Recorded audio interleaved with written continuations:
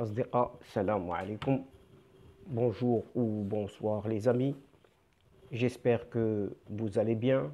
En tout cas, c'est ce que je vous souhaite et pour le meilleur des situations. Bienvenue sur votre chaîne Bled Maharibia qui attend comme toujours vos encouragements en la partageant autour de vous et auprès de toutes vos connaissances. Surtout en vous y abonnant et de faire abonner vos proches afin de recevoir les dernières nouvelles le plus rapidement possible et en toute primeur. Un tout grand merci de nous recevoir chez vous et parmi vous. Cette 124e vidéo vous propose votre ce qui fait débat habituel, c'est-à-dire tout simplement ce qui fait discussion entre nous à chacune de nos rencontres. Le CQFD de votre bled Maharibia se penche une nouvelle fois sur cette leçon des droits du bon voisinage dispensée aux dirigeants de cette Algérie qui est en pleine dérive et qui est aux prises actuellement avec des incendies meurtriers, sachant tout de même que l'ère des colonels à Athènes, souvenez-vous, est révolue, comme celle des généraux en Turquie également. Mais apparemment, celle de l'Algérie persiste toujours et encore. Mais jusqu'où donc? En effet, les responsables algériens se suivent et se ressemblent. Et ils s'entêtent à rejeter toute proposition d'aide en provenance de l'ennemi de toujours, pour ne pas dire l'ennemi historique, comme ce vieux général, dit chef d'état-major, qui avait qualifié le Maroc de tel lors de catastrophes naturelles.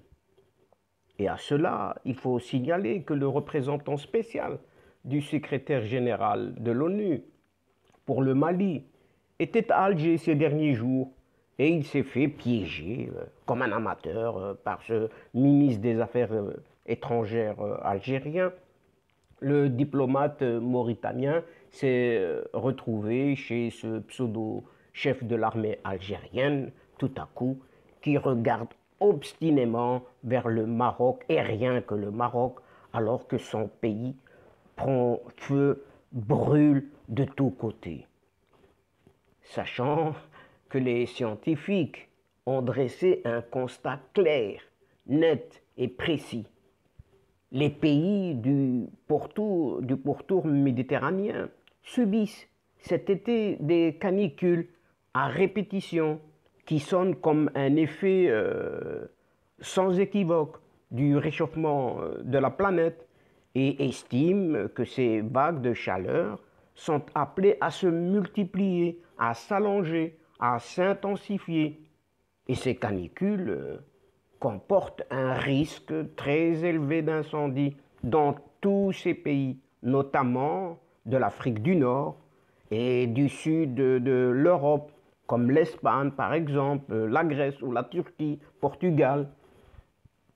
Et là, apparemment, oui, comme tout le monde le sait maintenant, et comme l'exige le droit du bon voisinage, le roi Mohamed VI a donné ses instructions à 2 de ses ministres pour proposer l'aide logistique du Maroc aux voisins sinistrés.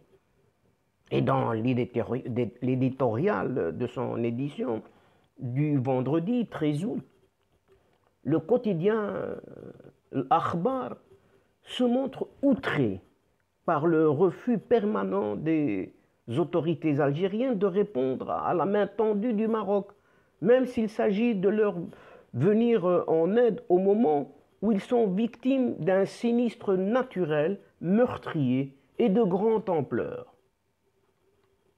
En effet, en donnant ces instructions à 2 ministres clés, celui de l'Intérieur et son collègue des Affaires étrangères, en vue de proposer l'aide logistique du Maroc à l'Algérie, dont plusieurs régions sont actuellement ravagées par des incendies meurtriers de forêts.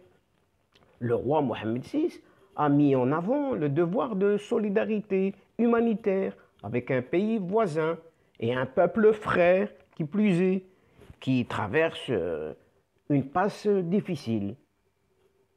Aux deux Canadair, avions bombardiers d'eau amphibie, proposés gracieusement et immédiatement par le Maroc pour aider à éteindre les nombreux incendies de forêt en Algérie, les autorités de cette dernière ont choisi la fuite en avant et la perte du temps surtout. En effet, au lieu de saisir la main tendue du Maroc et répondre à l'urgence pour sauver ce qui peut encore l'être, l'Algérie attend de réceptionner des avions affrétés auprès de la lointaine Union européenne. Quel paradoxe!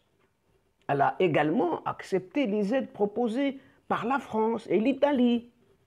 Mais celle du Maroc, et comme c'est une habitude maintenant chez elle, ou chez les dirigeants plutôt algériens, a été une nouvelle fois ignorée. Et à chaque fois, explique Al-Akhbar, que le Maroc fait un pas en avant dans le sens de l'apaisement, la réconciliation, la coopération bilatérale et le bon voisinage surtout. Les dirigeants algériens surprennent de plus en plus avec leur entêtement et leur permanente fuite en avant. Pourtant, l'exemple gréco-turc, souvenons-nous quand même, devait leur servir de leçon.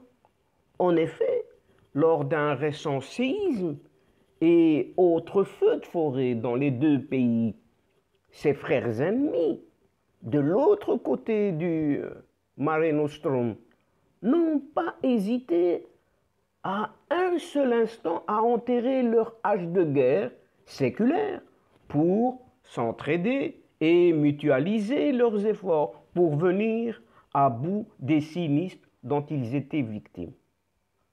Mais l'Akhbar a juste oublié de rappeler que l'ère du régime des colonels à Athènes est révolue comme celle des généraux en Turquie, mais pas encore à Alger, où ce régime obsolète, vieux d'on ne sait combien de siècles, est toujours en place, malgré la très forte réprobation populaire algérienne.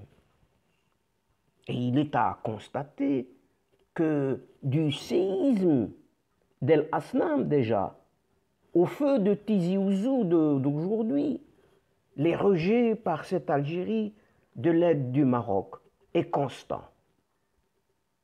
Et dans son allocution télévisée du jeudi 12 août dernier, ce soi-disant président athée, au nom imprononçable, a fait l'impasse sur la disposition des plus hautes autorités du Maroc à apporter une assistance à l'Algérie pour faire face aux feux qui ravagent des régions de son pays. Mais c'était une position prévisible. Ça n'étonne plus personne. Et cet actuel chef de l'État, annoncé comme tel, n'a fait que suivre les traces d'un ancien locataire du palais d'El Mouradia, à savoir un certain Chadli Ben Jdid. Revenons un peu sur cet épisode marqué par le rejet du pouvoir algérien d'une aide humanitaire en provenance du royaume marocain. Rappelons-nous, le 10 octobre 1980, un violent séisme frappait la ville d'El Hasnam, aujourd'hui appelée Chlef, causant de lourdes pertes humaines, plus de 2600 morts tout de même. Face à une telle tragédie, le roi Hassan II avait pris deux initiatives importantes, même si le contexte politique entre les deux voisins ne s'y prêtait guère. Il avait adressé un message de condoléances à Chadli Benjdid.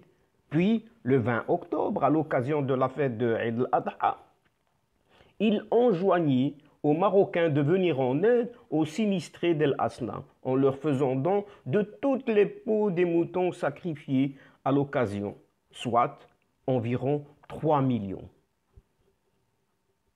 Immédiatement après l'intervention royale, les hommes du ministre de l'Intérieur de l'époque, ce Driss al-Bsri, ont pris le relais en lançant une grande opération de collecte.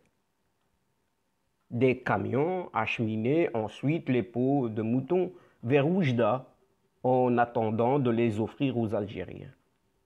Or, un comité de crise à Alger a recommandé au président Chadli Benjdid de refuser l'aide, purement et simplement, la qualifiant de provocation. Toujours les mêmes mots, provocation, au motif qu'en raison du tremblement de terre, les Algériens n'avaient pas célébré Eid al-Adha alors que les Marocains l'avaient fait. Encore une fois, un paradoxe.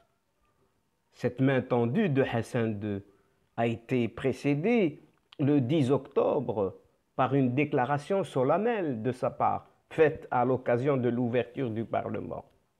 Et devant les députés, le roi s'était montré convaincu que les responsables algériens n'étaient pas au courant de l'attaque menée quelques jours auparavant par le Polisario contre Mohamed El Ghizlan et repoussé par les forces armées royales, donc les phares. Une ville si chère à la monarchie marocaine, puisque c'était le lieu choisi par Mohamed V pour affirmer dans son discours du 25 février 1958 l'ambition du Maroc de récupérer son Sahara.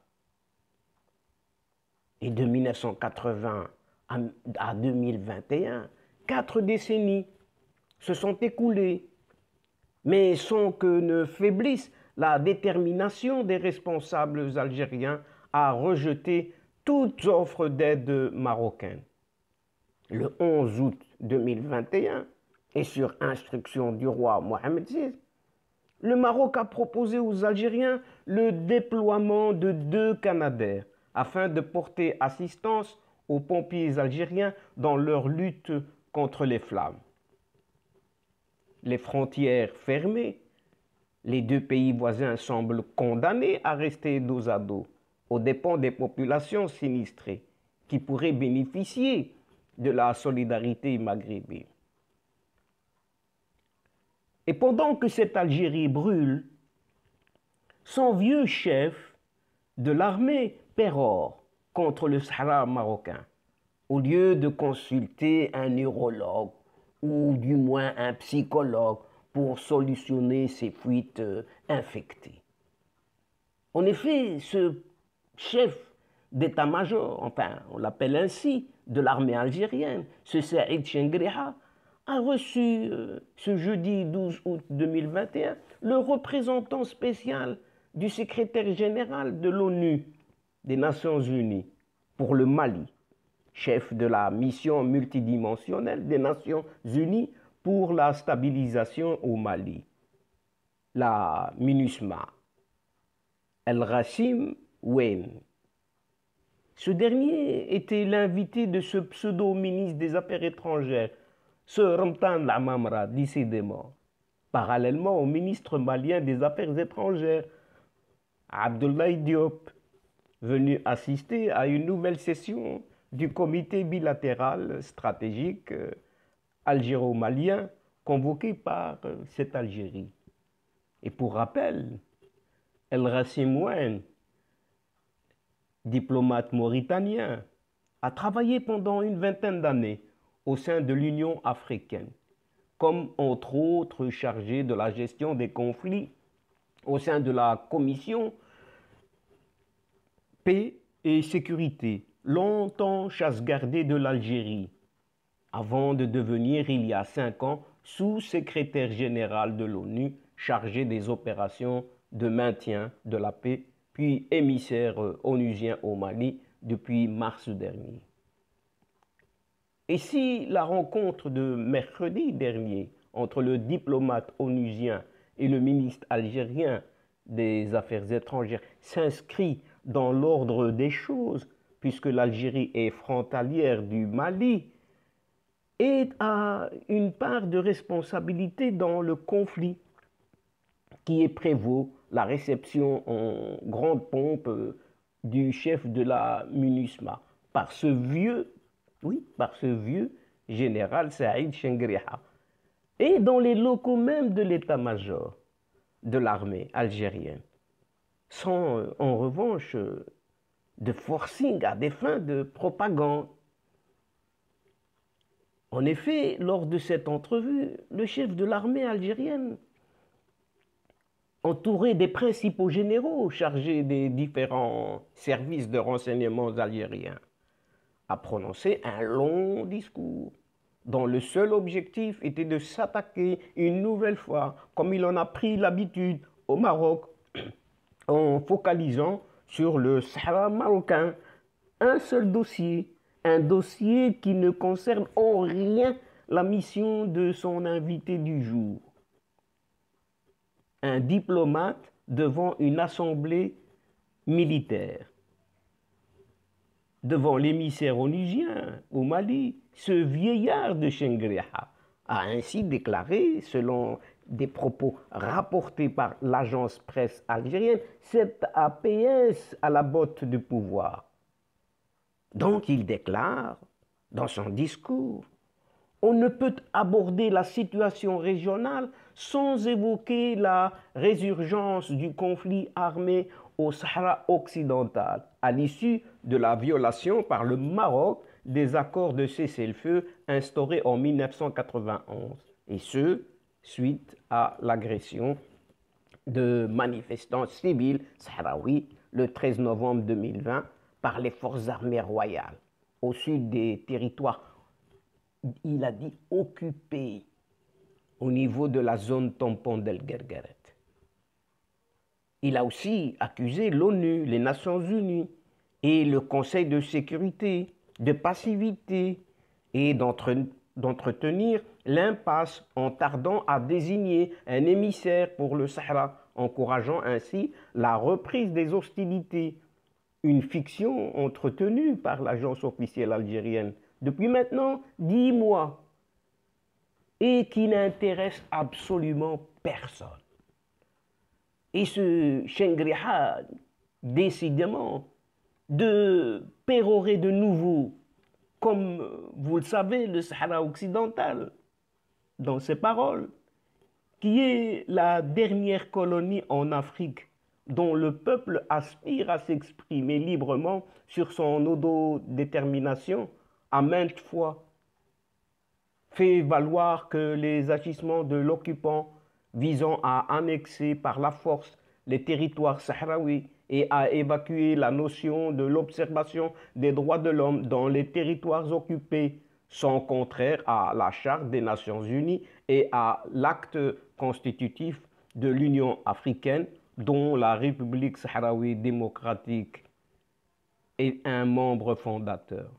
Mais n'a-t-il pas oublié l'autodétermination de son propre peuple algérien? N'a-t-il pas oublié l'autonomie et l'autodétermination du peuple kabyle? N'a-t-il pas oublié l'autodétermination et l'autonomie du peuple touareg et d'autres mzab, etc., etc. Donc l'autodétermination se fait à géométrie variable, monsieur Chengriha. Mais probablement surpris par ses propos très politiques et hors sujet du chef d'état-major de l'armée algérienne, le représentant spécial du secrétaire général de l'ONU pour le Mali a diplomatiquement et très brièvement répondu, gentiment, poliment, en saluant le rôle important et pionnier de l'Algérie dans la région et son assistance au Mali pour rétablir une probable sécurité et sa stabilité. Et le diplomate onusien qui a relaté sur Twitter son entrevue avec ce Ramdan Lamamra, mercredi dernier, a évité au contraire d'en faire de même pour sa rencontre non désirée. Rappelons-le, oui, c'est une rencontre non désirée. Il s'est trouvé par surprise sur place. Donc, une rencontre non désirée avec ce déliquescent Saïd Chengriha, qui ferait mieux de consulter un neurologue, ou plutôt un psychologue, parce que apparemment, il est malade au-dessus, en dessous. D'ailleurs, le chef d'état-major n'a cessé ces jours-ci de donner de gros signes d'enragement à travers des sorties haineuses contre le Maroc. Apparemment, ce peace-haine, c'est au propre et au figuré, galonné comme dégalonné, a été en fait fortement déséquilibré. Et déséquilibré tant psychiquement que physiquement par les gestes d'apaisement sagement initiés par le Maroc, qu'il s'agisse de la main tendue du roi Mohamed VI, appelant le 31 juillet dernier à l'ouverture des frontières, et d'une nouvelle page dans la coopération bilatérale entre les deux pays voisins, où des instructions royales ont vu de mettre à disposition de l'Algérie 2 Canadair pour l'aider dans sa lutte contre les feux de forêt. Et une aide proposée gracieusement, rappelons-le, alors que des incendies dans lesquels plus de 28 soldats algériens ont péri et qui ont donné l'occasion à ce Chengriha-là de voir, en se rendant sur les lieux, combien il est exécré par la jeunesse de son pays qui lui a crié à la face, tout simplement, dégage, oui, dégage. Et ce chef de l'armée algérienne a subi une humiliation sans nom de la part des populations kabyles, livrées à elles-mêmes, alors qu'il espérait des acclamations. Tiens, tiens. C'est dire jusqu'à quel point les généraux algériens sont à côté de leurs bottes. Ils sont complètement déphasés par rapport au peuple et à la réalité surtout du pays. Et cette hystérie anti-marocaine est également perceptible chez ce président ou ce pseudo-président qui se croit en tant que tel président algérien.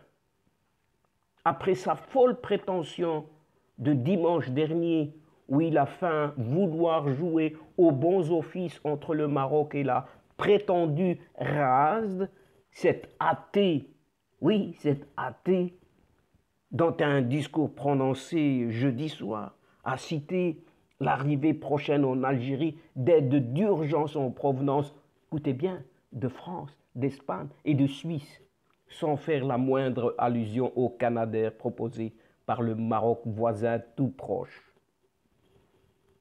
Comment peut-il être autrement alors que ce chef de la junte militaire a répondu par un torrent de haine, si ce n'est pas d'insulte, à la proposition du roi Mohamed VI de porter une aide urgente à l'Algérie pour éteindre les feux qui tuent les populations et détruisent le couvert végétal. Sachant tout de même que les pays méditerranéens sont confrontés tous à des risques très élevés d'incendie. Et seule l'Algérie crie au complot. Une absurdité totale. En Espagne, le risque d'incendie est classé extrême. Dans une grande partie du pays, jeudi 12 et vendredi 13 août dernier, selon l'Agence météorologique nationale, AEMET, qui n'a pas encore publié ses prévisions de risque pour les jours suivants. Au Portugal, l'alerte incendie est maximale entre jeudi 12 et lundi 16 août dans des régions nord et centre de l'intérieur du pays, ainsi qu'une partie de l'Algarve sud, oui, au sud, a signalé Météo Portugal. Ces risques sont provoqués par une vague de chaleur qui verra le mercure flirter avec les 40 degrés centigrades, au moins, jusqu'à lundi, dans une grande partie de la péninsule, avec des pics nettement supérieurs dans plusieurs régions, notamment la vallée du Guadalquivir, sud de l'Espagne, où les températures pourraient atteindre jusqu'à 45 degrés centigrades. Mercredi, les températures ont atteint 42 degrés centigrades dans la province de Ciudad de Real, centre de l'Espagne, selon les mesures de cette AEMET. Pour sa part, la région très touristique de Catalogne, nord-est de l'Espagne, a interdit le camping en forêt et les activités sportives en milieu rural, ainsi que certaines activités agricoles mécaniques à certaines heures, afin de limiter les risques d'incendie. Pour la première fois depuis 1920, oui, vous avez bien entendu, pour la première fois depuis 1920, le célèbre parc du Retiro, très prisé des Madrilènes, à la recherche d'un coin d'ombre, devrait afficher plus de 40 degrés centigrades durant 3 jours consécutifs, du vendredi 13 au dimanche 15 août, a souligné le porte-parole de cette agence météorologique, l'AEMET, Ruben Del Campo, sur Twitter. Ces températures, très au-dessus des normales saisonnières, sont dues à l'irruption d'une masse d'air très chaud depuis le nord de l'Afrique, conjuguée à une forte exposition solaire, ont expliqué les 2 agences météorologiques. En Espagne, par exemple, nous ne sommes pas à l'abri de ce danger, a averti mercredi le Premier ministre espagnol Pedro Sánchez à propos des incendies, ajoutant que le pays était entré dans une zone de risque en raison de l'arrivée de cette vague de chaleur. Il a également appelé ses compatriotes à la plus grande prudence pour limiter les risques d'incendie. Et pour rappel, depuis la fin du mois de juillet et le début de ce mois d'août, la Grèce et la Turquie ont été ravagées par d'importants feux de forêt qui ont fait des morts et de nombreux dégâts. Dans les stations balnéaires des régions de Bodrum, Marmaris ou Antalya en Turquie, de violents incendies avaient éclaté et perdurent depuis plusieurs jours. Le 1er août dernier, des touristes ont été obligés de fuir leur hôtel en voyant la fumée et les hélicoptères arriver sur eux. Ce sont les pires feux qu'a connus la Turquie depuis 10 ans et les vacanciers qui ne peuvent être évacués par la route restent sur la plage et doivent attendre d'être emmenés sur des bateaux pneumatiques. Et on dénombre quelques 70 départs de feu dans le pays. Et ces incendies sont survenus alors que des vents violents et des températures caniculaires touchent le pays. C'est également le cas en Grèce autour de Patras, dans le nord de Péloponnèse. Des champs d'oliviers et des villages entiers ont été réduits en cendres. Comme tous ces pays méditerranéens,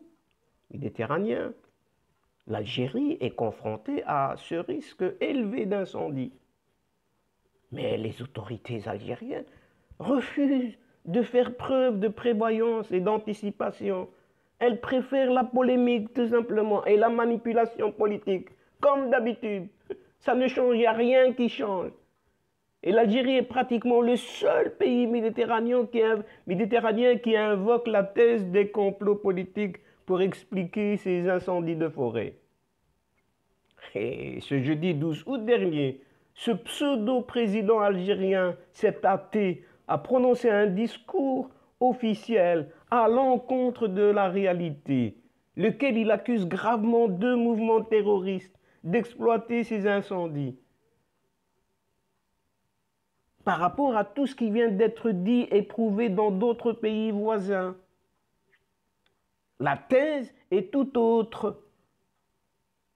On accuse gravement deux mouvements terroristes d'exploiter des incendies en Algérie. La thèse de cet athée. Pire encore, il assure et certifie que les feux de forêt qui ravagent 14 wilayas, dont la Kabylie, sont provoqués d'abord par des bandes de criminels. Était-ce dans ses rêves? Ou il cauchemare? Mais cet athée, comme tous les autres, dit haut responsable de l'État algérien, balaie d'un revers de main la logique scientifique et recourt au populisme en politisant des catastrophes naturelles pour manipuler une opinion politique nationale désespérée et en quête perpétuelle de solutions aux problèmes qui la martyrisent au quotidien. Mais pour Mohamed Ben Chikou, assez maintenant. Oui, assez. Trop, c'est trop. Assez maintenant, car là, le pays brûle. Oui, assez maintenant, car le pays titube, vacille, dérive. Oui, assez maintenant, car l'épisode tragique du jeune Jamel Ben Smaïl, une des plus vieilles familles de Miliana, chez qui nous achetions le lait frais le matin, ce que rappelle notre Mohamed Ben Chikou, rappelle que le point de saturation est atteint. La Kabylie, si ce n'est toute l'Algérie, sont montrées du doigt. Oui, la Kabylie, si ce n'est toute l'Algérie, sont montrées du doigt. Le meurtre, il est vrai, est totalement inexcusable, barbare, est inqualifiable. Les assassins de Jamel Ben Smaïl, dont on attend qu'ils répondent de leurs actes, ont fourni le prétexte idéal pour réprimer la région. C'est ce que cherchait ce pouvoir, décidément. Et c'est l'occasion, n'est-ce pas, de concocter quelques sournoiseries assassines pour en finir avec ces territoires perturbateurs. Pendant ce temps, que fait la présidence de cette république impopulaire? Oui, pendant ce temps, que fait cette présidence de la République algérienne démocratique et populaire et qui se nomme ainsi et qui n'a rien de démocratique ni de populaire? Elle appartient uniquement à une caste. Oui, une petite caste. Donc elle n'est pas populaire, elle n'est pas entre les mains de la population. Nulle démocratie n'est appliquée sur ce territoire. Et plein de petits points d'interrogation rôdent autour de cette République algérienne démocratique et populaire, entourée, disons, de ces gros points d'interrogation.